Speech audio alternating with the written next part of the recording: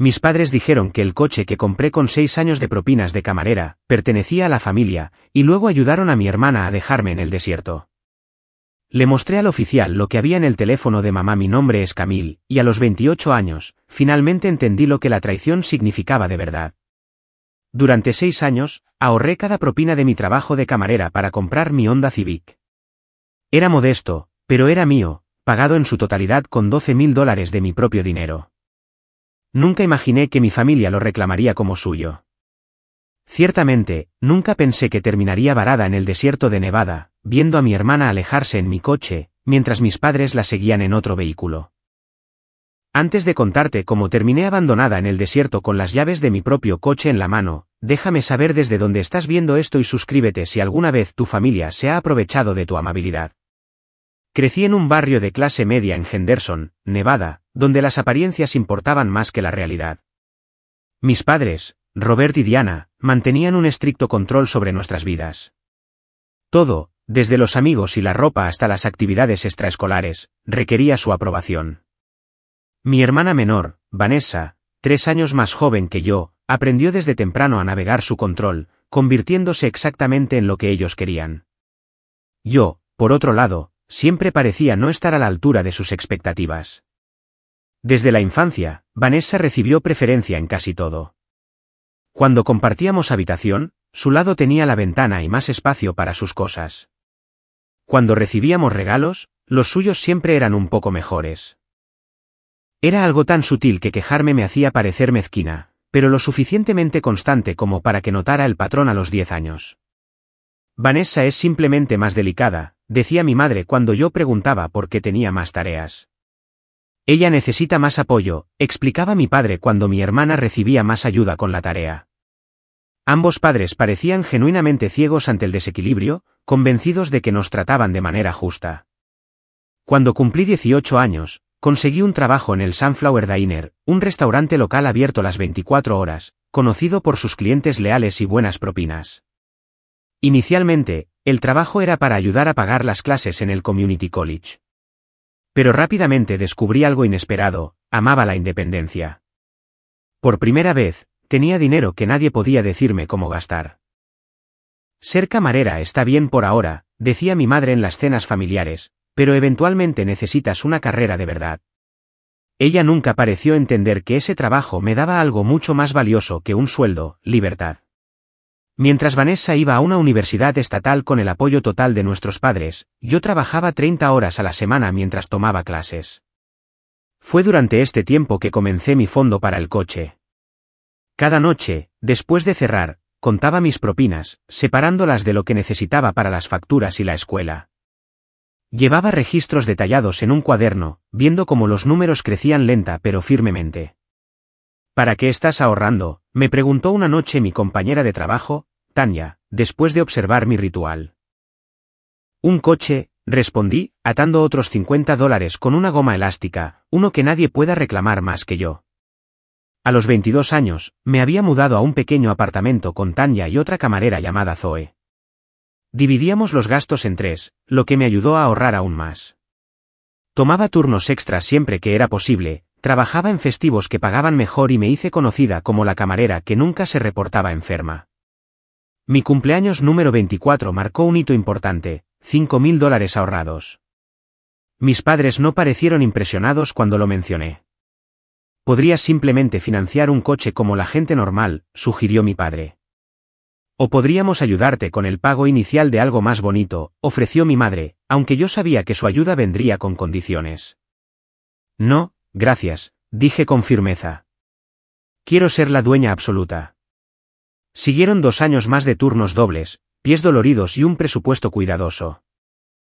Los fines de semana, cuando Vanessa volvía de la universidad, mis padres a menudo preguntaban si podían tomar prestado mi coche para salidas familiares. Siempre tenía que explicar que aún no tenía uno, lo que parecía sorprenderlos cada vez, como si mis años de ahorro se les hubieran olvidado. Finalmente, a los 26 años, alcancé mi meta: $12,000. Pasé semanas investigando coches usados fiables, revisando informes de consumidores y visitando concesionarios locales en mis días libres. Finalmente, encontré un Honda Civic de 5 años con poco kilometraje. El dueño lo había mantenido meticulosamente, guardando todos los registros de servicio. Era plateado, con una pequeña abolladura en el parachoques trasero, por la cual el concesionario me rebajó $500. El día que pagué mi coche en efectivo fue uno de los más orgullosos de mi vida. Tanya y Zoe me organizaron una pequeña cena de celebración en nuestro apartamento, con un pastel en forma de coche. Mis padres y Vanessa declinaron la invitación, alegando que tenían que asistir a una barbacoa en el vecindario. Cuando conduje mi coche a casa de mis padres el siguiente fin de semana, esperaba al menos algún reconocimiento por mi logro. En cambio, mi madre miró por la ventana y dijo: «Ah, qué bien. Ya estás aquí. Necesitamos que alguien vaya a buscar hielo para la fiesta». A tu padre se le olvidó. Esa debería haber sido mi primera advertencia. En cuestión de semanas, comenzaron los comentarios sutiles. Ya que ahora tienes coche, podrías llevar a tu hermana a su cita. O, podríamos llevar tu coche al lago este fin de semana. Gasta menos gasolina que el nuestro. Al principio, no me importaba compartir de vez en cuando. Llevé a Vanessa a citas médicas o al centro comercial. Dejé que mi padre lo usara una vez cuando su coche estaba en el taller, pero pronto las peticiones se convirtieron en expectativas, y luego en exigencias. «Necesitamos tu coche mañana», me escribió mi madre un día, no preguntando, sino afirmando. «Tengo que trabajar», respondí. «La familia es lo primero, Camille.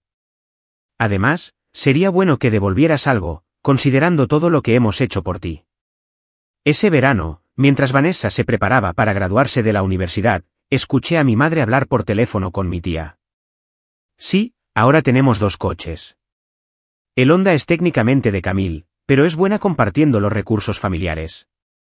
Me quedé helada en el pasillo, con las palabras recursos familiares resonando en mi cabeza. De alguna manera, en la mente de mi madre, mi coche ya había sido clasificado como propiedad comunal.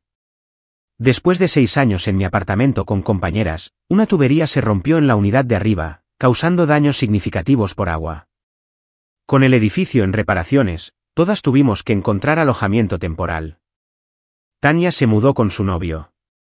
Zoe se fue a quedar con sus padres en el pueblo de al lado, y yo acepté a regañadientes la oferta de mis padres de volver a casa, solo hasta que encuentres un lugar nuevo. Lo que se suponía que serían unas pocas semanas se alargó durante meses, ya que los alquileres asequibles en nuestra zona se volvieron cada vez más escasos. Cada vez que encontraba un apartamento potencial, mi madre le encontraba algún defecto. El barrio no era lo suficientemente seguro. El trayecto era demasiado largo. El edificio parecía en mal estado. Empecé a sospechar que quería que me quedara en casa, donde podría mantener el control que había tenido durante mi infancia. Justo cuando volví a casa, Vanessa se graduó y también regresó a vivir con nuestros padres mientras buscaba trabajo. Mi hermana había cambiado durante sus años universitarios, volviéndose aún más engreída que antes. Se había especializado en comunicaciones, pero parecía tener pocos planes concretos más allá de encontrar un trabajo que fuera gratificante y bien pagado. El primer gran conflicto por mi coche ocurrió unas 2 semanas después de que ambas estuviéramos viviendo en casa. Tenía un turno temprano en el restaurante, y fui a coger mis llaves del gancho junto a la puerta donde siempre las dejaba.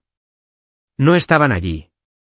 Busqué en mi habitación, en la cocina, incluso revisé el mostrador del baño, cada vez más frenética a medida que pasaban los minutos. Finalmente, oí abrirse la puerta principal y Vanessa entró, con las llaves de mi coche colgando de sus dedos.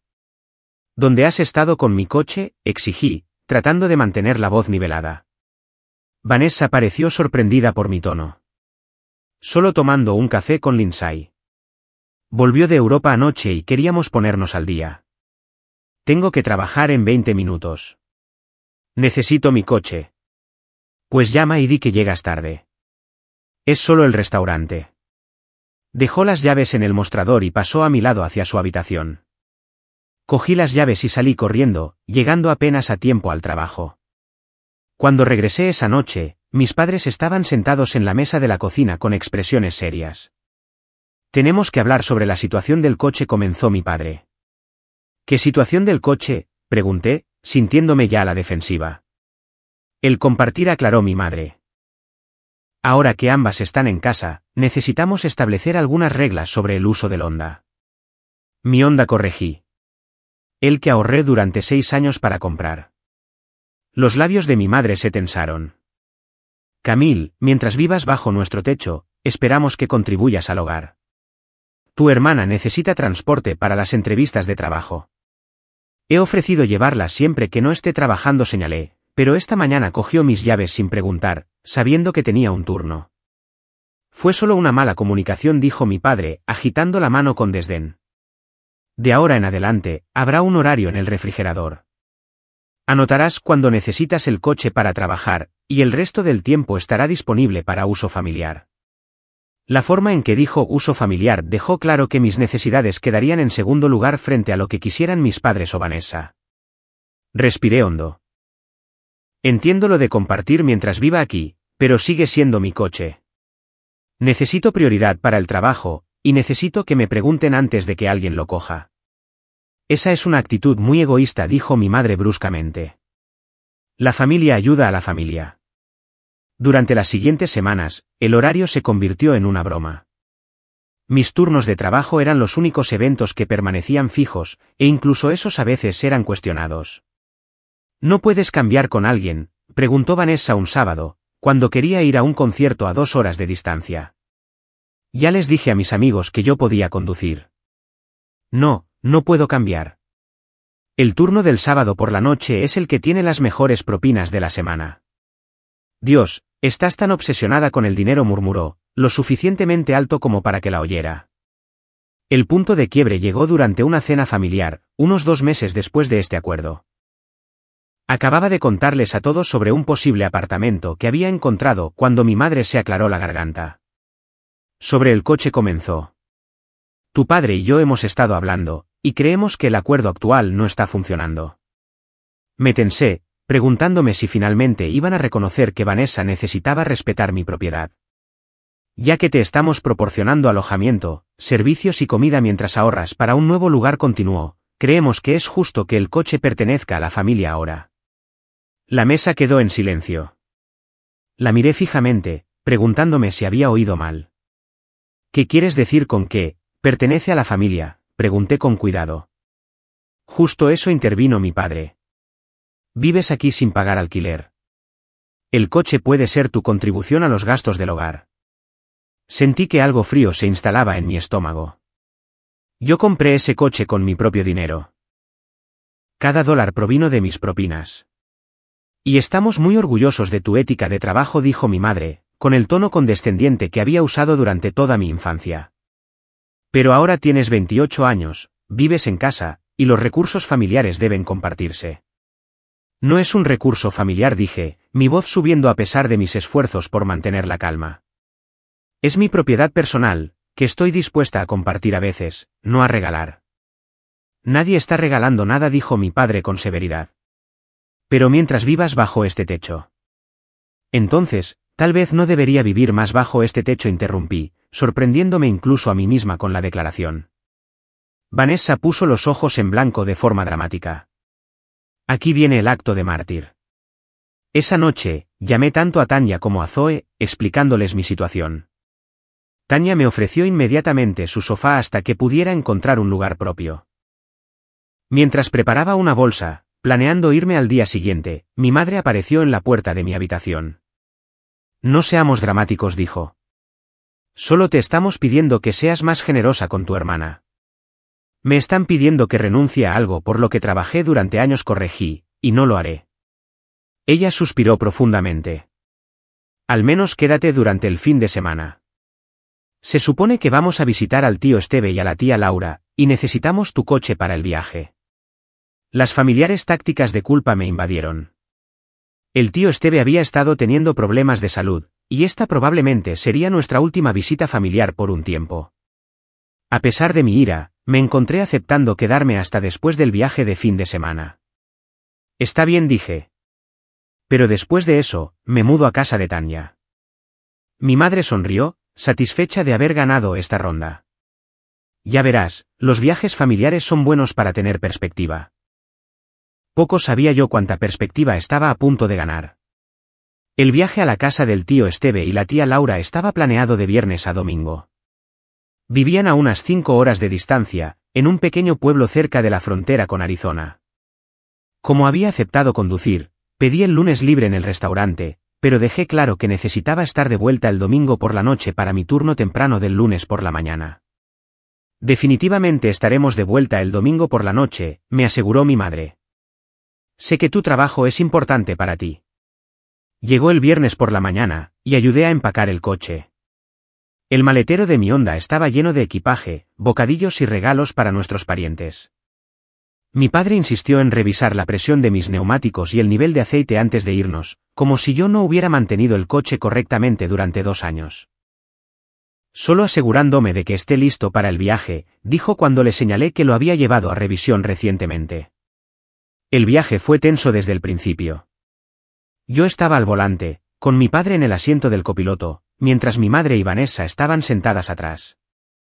Cada pocos minutos, alguien tenía un comentario sobre mi forma de conducir. «Estás siguiendo demasiado de cerca», decía mi padre. «¿Puedes bajar el aire acondicionado? Hace mucho frío aquí atrás», se quejaba mi madre. «Tu elección de música me está dando dolor de cabeza», añadió Vanessa, extendiendo la mano para cambiar la emisora de radio sin preguntar. Para cuando llegamos a la mitad del camino, mis nudillos estaban blancos sobre el volante. Paramos en un restaurante para almorzar, donde mis padres y Vanessa discutieron chismes familiares, apenas incluyéndome en la conversación. «La tía Laura dice que el tío Esteve tiene días buenos y días malos», explicó mi madre. «Así que debemos estar preparados para que esté cansado. Todos deberíamos ayudar en la casa mientras estemos allí», añadió mi padre. «Quitarle un poco de carga a Laura». «Camille puede cocinar», sugirió Vanessa, ya que ese es básicamente su trabajo de todos modos.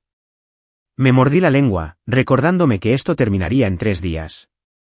Llegamos a la casa de mis tíos a última hora de la tarde. La tía Laura nos recibió calurosamente, dándome un abrazo extra largo. «Qué bueno verte, Camille», dijo. «Esteve ha estado preguntando cuándo llegarías. Siempre le han gustado tus historias». El tío Esteve siempre había apoyado mi independencia más que mis padres. Cuando le hablé de mi fondo para el coche años atrás, me había dado un billete de $100 y me dijo que lo añadiera a mis ahorros. «Todo el mundo merece algo que sea solo suyo», había dicho. Ahora, estaba sentado en un sillón reclinable en la sala, notablemente más delgado que la última vez que lo había visto. Pero sus ojos se iluminaron cuando entré. «Ahí está mi sobrina trabajadora», dijo, extendiendo una mano. «Laura me dice que finalmente conseguiste ese coche para el que estabas ahorrando». «Sí, lo tengo», respondí, sentándome a su lado. «Está aparcado afuera». «Bien por ti». No muchos jóvenes entienden el valor de la paciencia y el ahorro hoy en día. Durante la cena, noté lo diferente que mis tíos me trataban en comparación con mi familia inmediata. Hacían preguntas sobre mi trabajo, mi búsqueda de apartamento, mis planes futuros.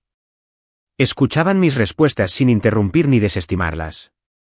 Después de que todos los demás se hubieran ido a la cama, me senté con mi prima Jessica en la cocina.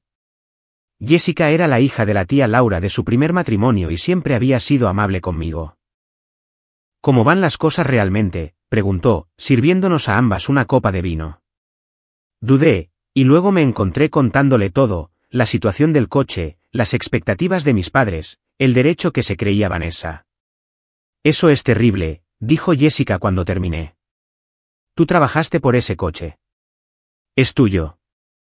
«Intenta decírselo a ellos», suspiré. «Se han convencido de que ahora es un recurso familiar». «Mantente firme», me aconsejó. «Una vez que cedas en esto, esperarán que cedas en todo». Más tarde esa noche, al pasar por la habitación de invitados donde se alojaban mis padres, oí a mi madre hablar por teléfono. «Sí, estamos pensando en quedarnos hasta el martes ahora», decía. «Esteve parece estar mejor con la nueva medicación, y a Laura le vendría bien la compañía». Me quedé helada en el pasillo. ¿Martes? Yo había dicho explícitamente que necesitábamos estar de vuelta el domingo por la noche para mi turno del lunes. ¿Las chicas? Oh, a ellas les parece bien. Vanessa no empieza su nuevo trabajo hasta la semana que viene, y seguro que Camille puede conseguir que alguien cubra su turno. No dormí bien esa noche, con la ansiedad creciendo por la conversación que sabía que teníamos que tener. A la mañana siguiente, me acerqué a mi madre en la cocina mientras preparaba café. Te oí anoche, dije sin rodeos. No podemos quedarnos hasta el martes. Tengo trabajo el lunes por la mañana. La expresión de mi madre pasó de la sorpresa por haber sido descubierta a una leve molestia. Seguro que puedes llamar para decir que no vas. Esto es tiempo en familia, Camille. Ya pedí el lunes libre. No puedo pedir más tiempo sin arriesgar mi trabajo. Es un trabajo de camarera, dijo con desdén. Tienen otros camareros. Es mi carrera, repliqué. Paga mis facturas y me dio la independencia para comprar mi coche. ¿Otra vez el coche?, suspiró. Parece que es lo único que te importa últimamente. Porque tú y papá están tratando de quitármelo. Mi voz elevada atrajo a mi padre a la cocina. ¿Qué está pasando? Le expliqué los planes de extender la estancia y mi compromiso laboral. Tu madre cree que sería bueno quedarse más tiempo, dijo con su tono diplomático. Seguro que tu gerente entendería las circunstancias familiares. Ya he pedido el lunes libre, repetí. Me iré el domingo como estaba previsto, con o sin ustedes. Con mi coche, quieres decir, dijo mi madre de forma intencionada. Sí, con mi coche, que es de mi propiedad y que conduzco, dije firmemente. La conversación terminó en un punto muerto, con una tensión que se mantuvo en el aire durante todo el día. Intenté disfrutar de la visita con el tío Esteve, sabiendo que podría ser una de las últimas, pero la ansiedad por la partida del domingo se cernía sobre todo. Esa noche, llamé a mi gerente, Kelly, para explicarle la situación, preocupada por la posibilidad de perder mi turno. Intentaré encontrar cobertura, dijo Kelly. Pero ya estamos cortos de personal el lunes. Si no estás aquí, no puedo garantizar que tu trabajo te esté esperando. Después de colgar, encontré a Jessica y le conté lo que estaba pasando. Podría llevarte parte del camino, ofreció. Hay una estación de autobuses en Kingman. Podrías coger un autobús desde allí de vuelta a Henderson. Gracias, dije, genuinamente agradecida. Veremos qué pasa mañana, pero puede que acepte tu oferta. El domingo por la mañana, me desperté temprano y empaqué mi bolso, decidida a irme según lo programado. Cuando fui a buscar las llaves en mi bolso, no estaban allí. Con el corazón acelerado, vacié el contenido de mi bolso sobre la cama. Cartera, teléfono, bálsamo labial, gafas de sol, pero no había llaves. Recordaba claramente haberlas puesto en el pequeño bolsillo interior después de llegar el viernes.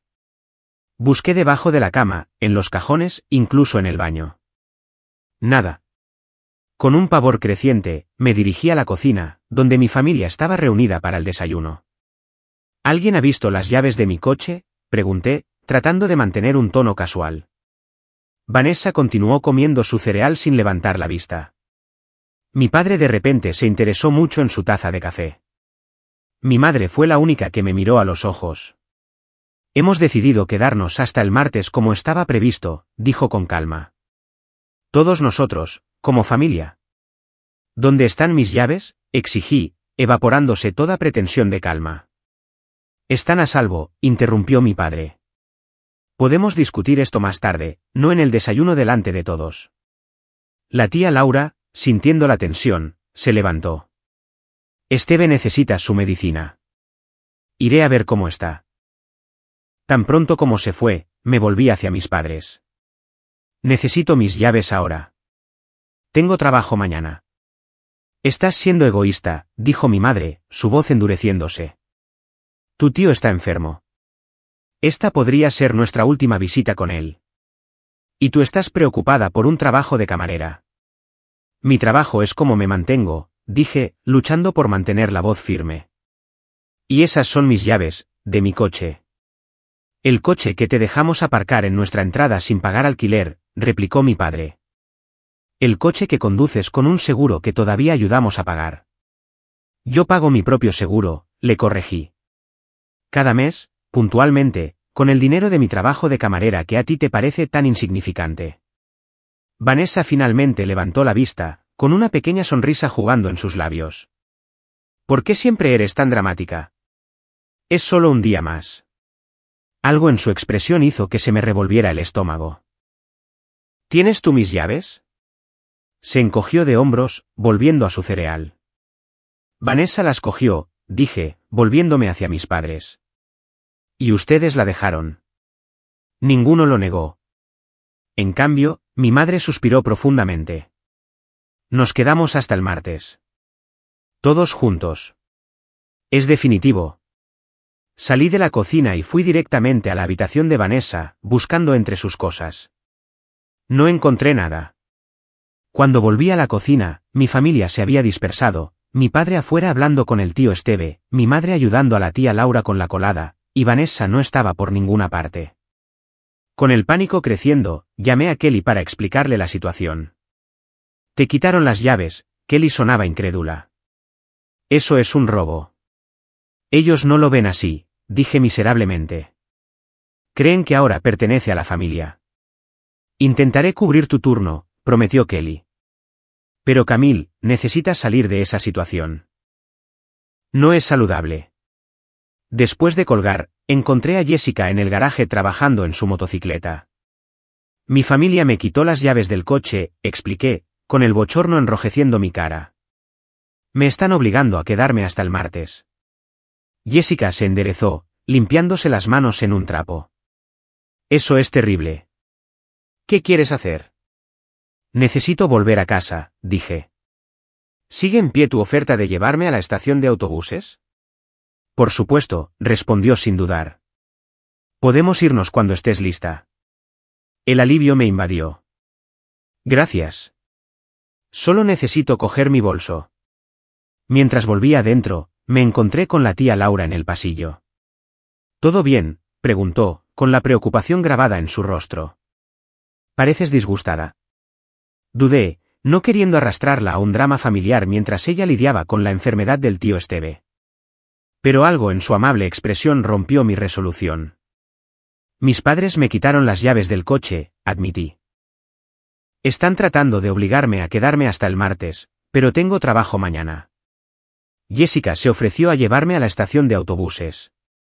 La expresión de la tía Laura pasó de la preocupación a la ira. Eso no está bien. Espera aquí.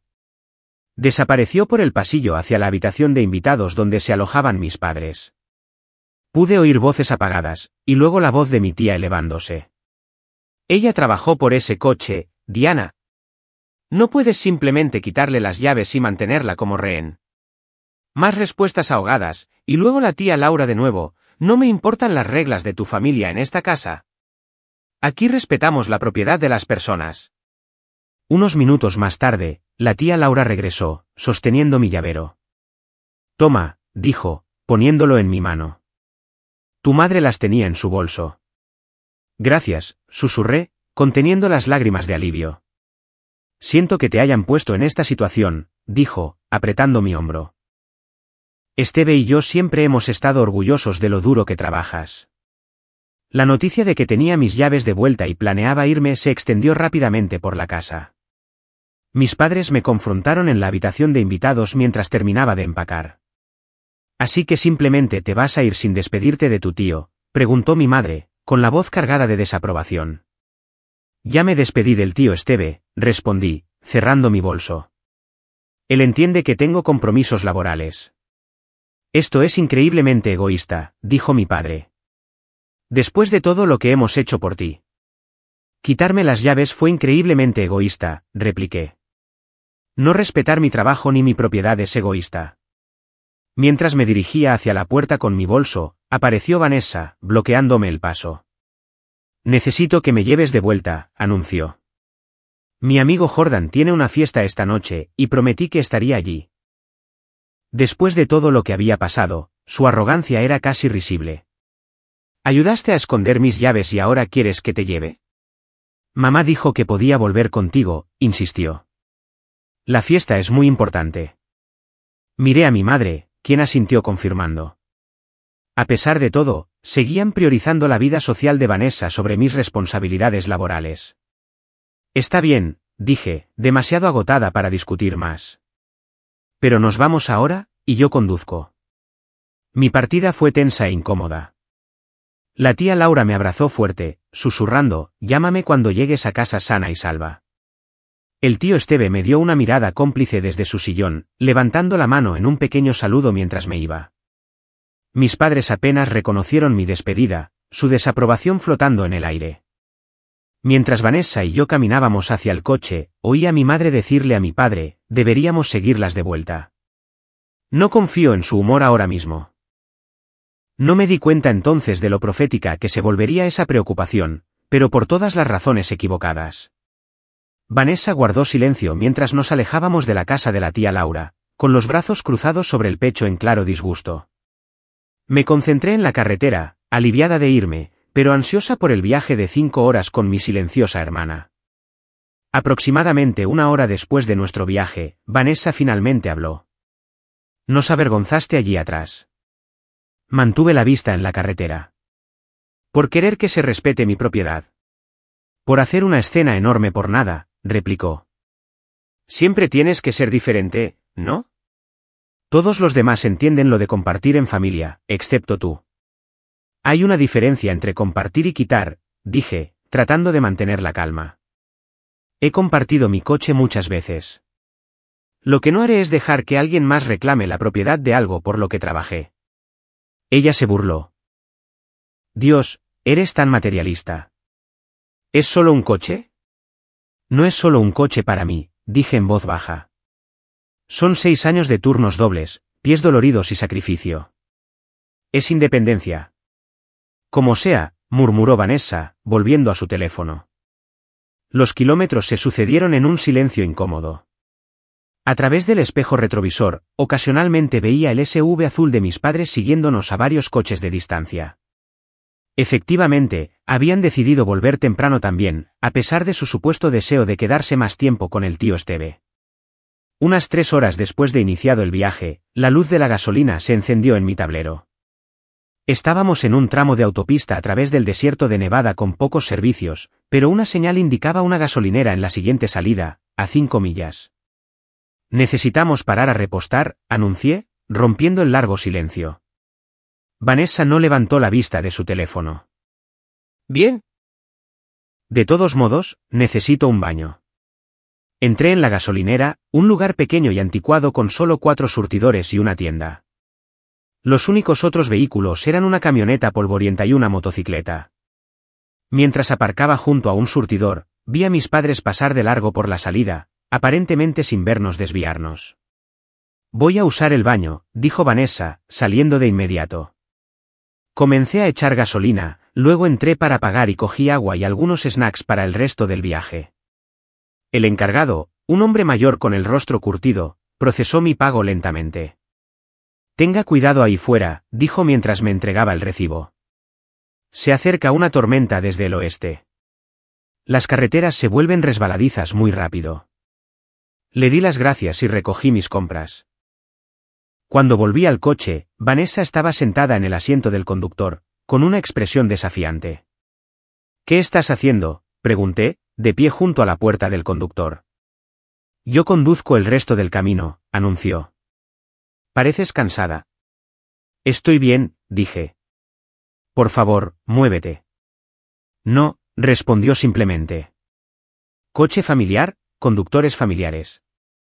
Vanessa, sal del asiento del conductor. Esto no es un juego. Extendió la mano. Dame las llaves, o llamaré a mamá y papá para que vuelvan. Acaban de enviar un mensaje preguntando dónde estamos. Di un paso atrás, agarrando mis llaves con fuerza. Esto ha ido demasiado lejos. Yo compré este coche. Está a mi nombre. Yo lo conduzco. ¿Por qué eres tan egoísta?, exigió, su voz elevándose. ¿Por qué no puedes simplemente compartir como una persona normal? Yo comparto, dije, luchando por mantener la voz nivelada. Pero compartir no significa renunciar a la propiedad. Nuestra discusión continuó, atrayendo la atención del encargado de la gasolinera que observaba desde la ventana. Frustrada y necesitando espacio para calmarme, me alejé unos metros del coche, hacia el borde de la propiedad de la estación. Fue entonces cuando oí arrancar el motor. Me di la vuelta de golpe para ver a Vanessa al volante de mi Honda, con una expresión triunfante en su rostro mientras sostenía una llave de repuesto que yo no sabía que existía. En estado de shock, observé cómo ponía el coche en marcha atrás. «Vanessa, para», grité, corriendo hacia el coche. Justo en ese momento, noté que otro vehículo entraba en la gasolinera, el SUV azul de mis padres. En lugar de parecer preocupado porque Vanessa se llevaba mi coche, mi padre le hizo un gesto de aprobación con el pulgar a través del parabrisas. Me quedé paralizada mientras Vanessa salía de la gasolinera. En lugar de detenerse para recogerme, mis padres simplemente la siguieron, ambos vehículos acelerando hacia la autopista. «Esperen», grité, corriendo tras ellos hasta que desaparecieron en una curva. Me quedé en medio de la carretera vacía, con el polvo arremolinándose a mi alrededor, incapaz de procesar lo que acababa de suceder. Mi familia acababa de abandonarme en una gasolinera remota en el desierto de Nevada, deliberadamente, juntos. Cuando la realidad finalmente me golpeó, regresé a la gasolinera con las piernas temblando. El encargado estaba afuera, con la preocupación grabada en su rostro curtido. «¿Te dejaron?», preguntó incrédulo. Asentí, incapaz de hablar más allá del nudo en mi garganta. «¿Quieres llamar a la policía?». «Eso no está bien». Saqué mi teléfono, solo para descubrir lo que temía, sin señal. Estábamos en una zona muerta. La gasolinera era demasiado remota para un servicio celular fiable. «Las líneas telefónicas también están caídas», dijo el encargado, siguiendo mi mirada. «La tormenta las derribó ayer. La radio funciona, sin embargo, podría pedir ayuda por ahí». «¿A qué distancia está el pueblo más cercano con servicio celular?», pregunté. «Willow cree que está a unas 5 millas al este», respondió. «Normalmente se consigue 1 o 2 barras de señal allí».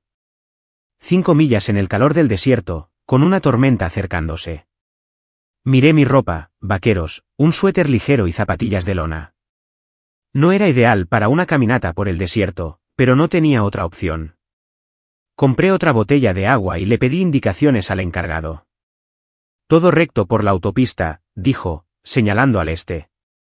«No tiene pérdida. Pero tal vez espera, a ver si tus padres vuelven». «No lo harán», dije con certeza. La forma coordinada en que se habían ido me dijo que esto fue planeado, no impulsivo. Mientras comenzaba a caminar por el arcén de la autopista, la realidad de mi situación se hizo presente.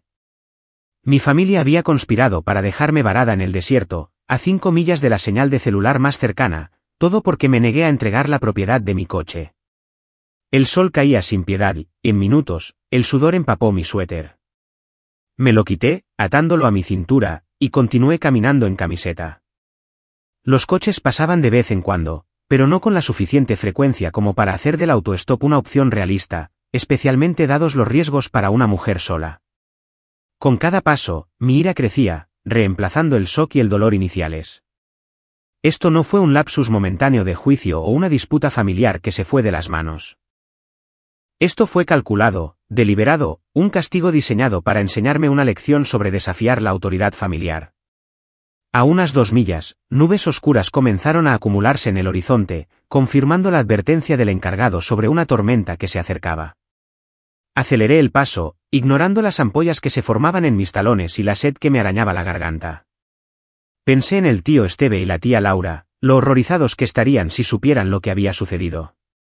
Pensé en Tanya y Zoe, las únicas personas que habían apoyado consistentemente mi independencia. Y pensé en las llaves de mi coche, todavía apretadas con fuerza en mi mano, un símbolo pequeño pero significativo de que, a pesar de todo, no había renunciado a lo que era legítimamente mío. Al coronar una pequeña colina, el viento se levantó, trayendo el olor a lluvia. A lo lejos, pude distinguir un grupo de edificios que debían ser Willow Creek. Justo cuando me permití sentir un destello de esperanza, las primeras gotas de lluvia pesada comenzaron a caer.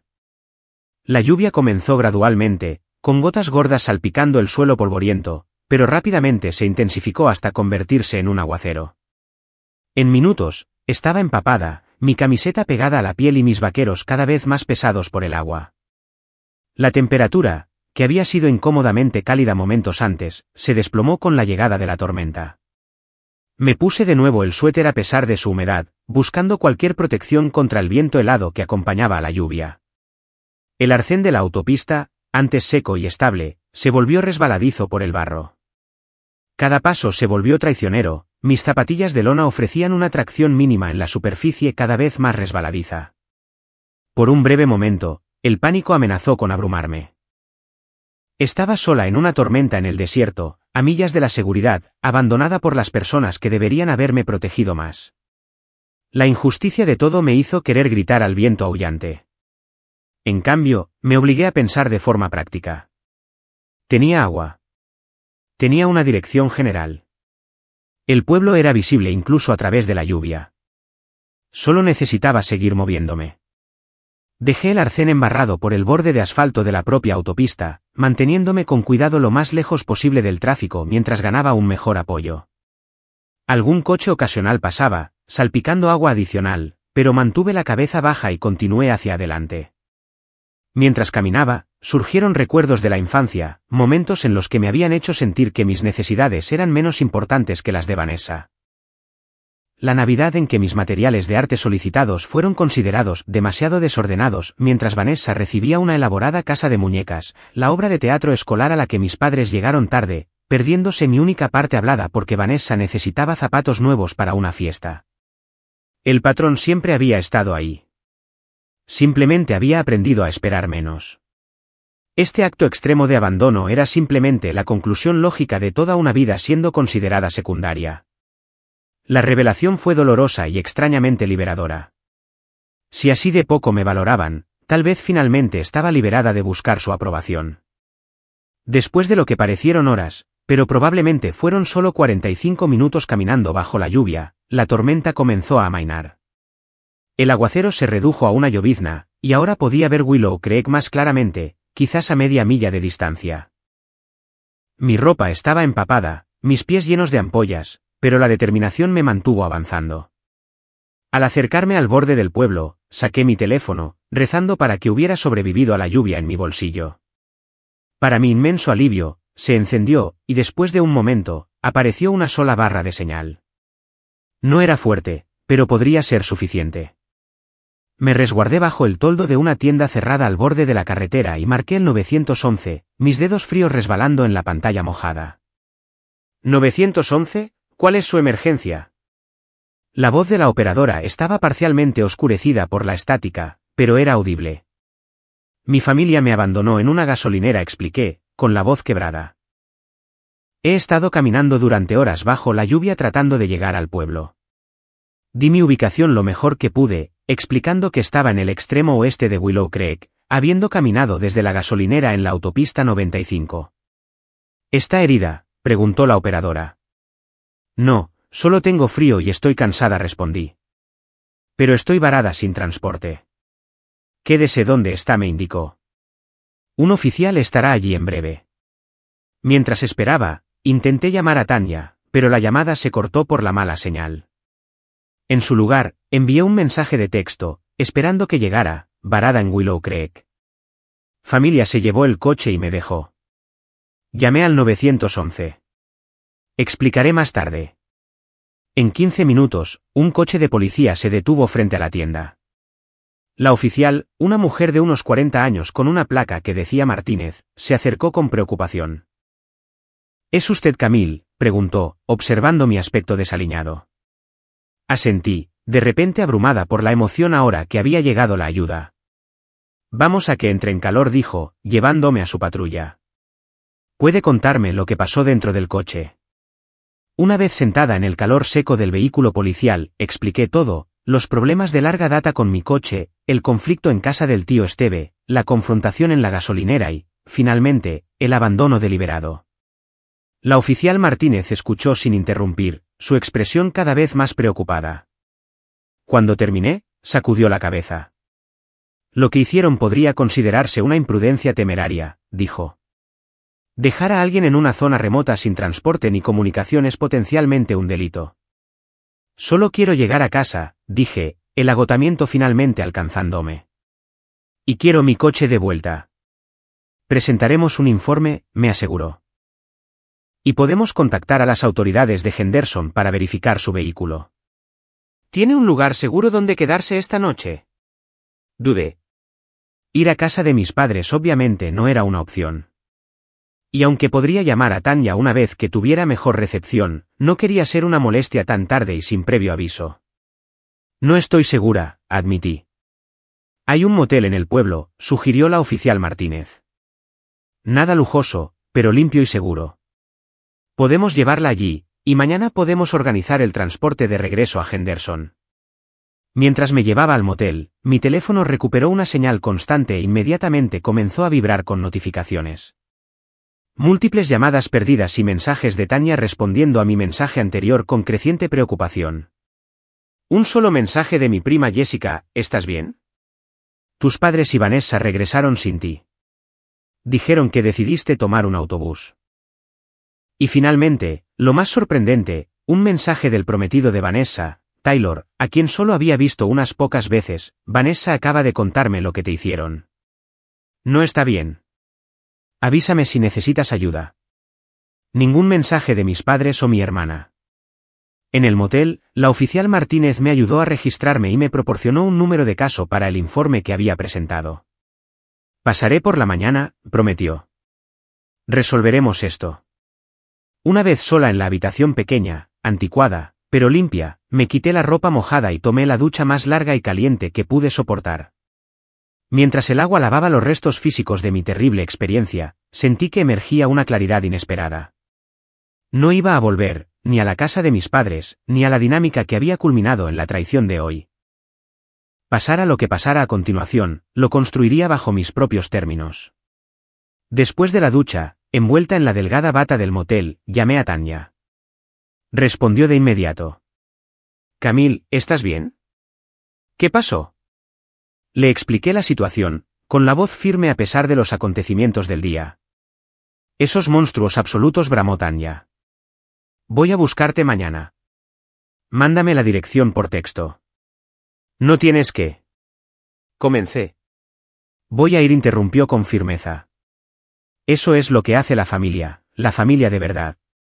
Después de colgar, revisé mis otros mensajes, abriendo finalmente el de Taylor. A pesar de apenas conocerlo, su reconocimiento de la injusticia de la situación significaba algo. Respondí simplemente: estoy a salvo ahora. Gracias por contactarme. Mientras yacía en la cama desconocida esa noche, escuchando el coche ocasional pasar por la autopista, me di cuenta de algo importante. La traición de hoy, aunque dolorosa, me había mostrado exactamente dónde me encontraba con mi familia biológica y me había liberado de cualquier obligación persistente de priorizar sus demandas sobre mi propio bienestar. Durante 6 años, había ahorrado para la independencia, propina a propina. Ahora, usaría esa misma determinación para reconstruir mi vida, un día a la vez, con personas que genuinamente se preocupaban por mi bienestar. Me quedé dormida sosteniendo las llaves de mi coche, un recordatorio tangible de que, a pesar de todo lo que me habían quitado hoy, no me habían quitado mi dignidad ni mi resolución. La mañana llegó con un suave golpe en la puerta de mi habitación de motel. La oficial Martínez había regresado como prometió, trayendo café y un desayuno sencillo del restaurante de enfrente. ¿Cómo te sientes?, preguntó mientras aceptaba la comida agradecida. Mejor, respondí, y sorprendentemente, era verdad. Una noche de sueño había reforzado mi nueva claridad. Tengo algunas actualizaciones, dijo, tomando asiento en la pequeña mesa junto a la ventana. Contactamos con la policía de Henderson. Se informó que tu coche estaba estacionado en la casa de tus padres anoche. Al menos está a salvo, dije, aliviada de que Vanessa no lo hubiera estrellado o abandonado en otro lugar. Hay más, continuó la oficial Martínez, con expresión seria. Cuando explicamos las circunstancias, enviaron a un oficial a verificar la situación. Tus padres afirmaron que hubo un malentendido y que tú habías elegido quedarte. No me sorprende. Por supuesto que lo hicieron. Aquí es donde se pone interesante, dijo, sacando su libreta. Mientras el oficial estaba allí, tu teléfono recibió una notificación. Aparentemente, tu hermana envió un mensaje a un chat grupal familiar que te incluye. Revisé mi teléfono, encontrando varias llamadas perdidas de mis padres y una serie de mensajes de texto cada vez más enojados de mi madre, que culminaban en uno que decía: deja de ser infantil y llámanos de inmediato. Esto ha ido demasiado lejos. Pero fue la notificación del chat grupal lo que me llamó la atención. Vanessa efectivamente había enviado un mensaje esa mañana. ¿Crees que ya aprendió la lección sobre el coche, mamá? ¿Borraste los mensajes de ayer sobre dejarla en la gasolinera? El oficial acaba de irse. Mis manos temblaron ligeramente mientras le mostraba el mensaje a la oficial Martínez. Eso ciertamente contradice la afirmación de malentendido, observó. ¿Te gustaría presentar cargos por imprudencia temeraria? Consideré la pregunta cuidadosamente. ¿Qué implicaría eso? Dada esta evidencia de premeditación, podría resultar en consecuencias serias para los tres, explicó. Pero también significaría un largo proceso legal, potencialmente un juicio en el que tendrías que testificar contra tu familia. La idea era agotadora. No creo que quiera eso, admití. Solo quiero mi coche de vuelta y seguir con mi vida. Entiendo, dijo. Pero guarda los mensajes. Si hay más acoso o amenazas, puede que los necesites. La oficial Martínez se quedó conmigo hasta que Tania llegó alrededor del mediodía, habiendo conducido toda la mañana para alcanzarme. El reencuentro con mi amiga fue emotivo, su abrazo feroz comunicaba más apoyo de lo que las palabras podrían expresar. Tus cosas ya están en mi casa, me aseguró Tania mientras nos preparábamos para irnos. Fui a casa de tus padres anoche con Kyle, y sacamos todo de tu habitación. ¿Cómo fue eso?, pregunté, haciendo una mueca al pensar en la confrontación. Tu madre intentó detenernos hasta que Kyle mencionó posibles cargos por abandono, dijo Tania, con un tono de satisfacción en su voz. Increíble lo rápido que cooperó después de eso. ¿Estaba mi coche allí? Sí, pero no pudimos conseguir las llaves de Vanessa. Tendremos que volver por él. La oficial Martínez, al oír esto, intervino. ¿Puedo ayudar con eso? Vayamos primero a la comisaría y completemos algunos papeles. Luego llamaré a la policía de Henderson para que nos ayuden a recuperar tu vehículo. El viaje de regreso a Henderson con Tania fue catártico. Con cada milla, sentía crecer la distancia entre mi antigua vida de obligación familiar y la nueva que construiría. Puedes quedarte con Kyle y conmigo todo el tiempo que necesites, me aseguró Tania. La habitación de invitados es pequeña, pero es tuya. Te lo agradezco, dije sinceramente. Pero necesito encontrar mi propio lugar pronto. Independencia de verdad esta vez. Cuando llegamos a Henderson, fuimos directamente a la comisaría, donde se habían hecho arreglos para que un oficial nos acompañara a la casa de mis padres. El oficial, un joven serio llamado Rodríguez, explicó el proceso. Recuperaremos su vehículo y cualquier propiedad personal restante, dijo. Si hay algún altercado, nos encargaremos. Al llegar a la casa familiar donde crecí, sentí un extraño desapego, como si la viera desde una gran distancia a pesar de estar justo afuera. Mi coche estaba en la entrada, aparentemente ileso. El oficial Rodríguez se acercó a la puerta principal y llamó. Mi padre respondió, su expresión cambiando de confusión a ira cuando me vio de pie junto al coche patrulla. ¿De qué se trata esto?, exigió. La señorita Walker está aquí para recuperar su vehículo y cualquier propiedad personal restante, declaró formalmente el oficial Rodríguez. Dadas las circunstancias reportadas por la policía de Willow Creek, estoy aquí para asegurar que no haya problemas. Esto es ridículo, farfulló mi padre. Fue un desacuerdo familiar, nada más. Un desacuerdo familiar que dejó a su hija varada en el desierto durante una tormenta, respondió el oficial con calma. La matrícula del vehículo está a nombre de la señorita Walker, y ella tiene derecho a reclamarlo. Mi madre apareció detrás de mi padre, con el rostro tenso por el disgusto. Camille, esto ha ido demasiado lejos. ¿Involucrar a la policía en un asunto privado? ¿Qué pensarán los vecinos? Su preocupación por las apariencias en lugar de mi bienestar solo reforzó mi decisión. Necesito mi llave de repuesto del coche, dije, con voz firme. La que Vanessa usó ayer. Vanessa no está aquí, respondió mi madre rápidamente. Entonces tendré que buscarla, insistí. Es de mi propiedad. El oficial Rodríguez me respaldó. La señorita Walker tiene derecho a buscar su propia propiedad. La acompañaré para asegurar que todo proceda sin problemas. A regañadientes, mis padres nos permitieron entrar. Tania se mantuvo cerca de mí mientras buscábamos en la habitación de Vanessa, encontrando finalmente la llave de repuesto escondida en su joyero. Mientras nos íbamos, mi madre intentó una última manipulación. Después de todo lo que hemos hecho por ti, dijo, con lágrimas en los ojos, ¿así es como nos lo pagas? Humillándonos frente a la policía y los vecinos. Por un momento, la culpa familiar me asaltó. Luego recordé estar sola bajo la lluvia, a millas de la seguridad, abandonada por las personas que deberían haberme protegido. Después de todo lo que me han hecho a mí, corregí en voz baja, esto soy yo, finalmente protegiéndome.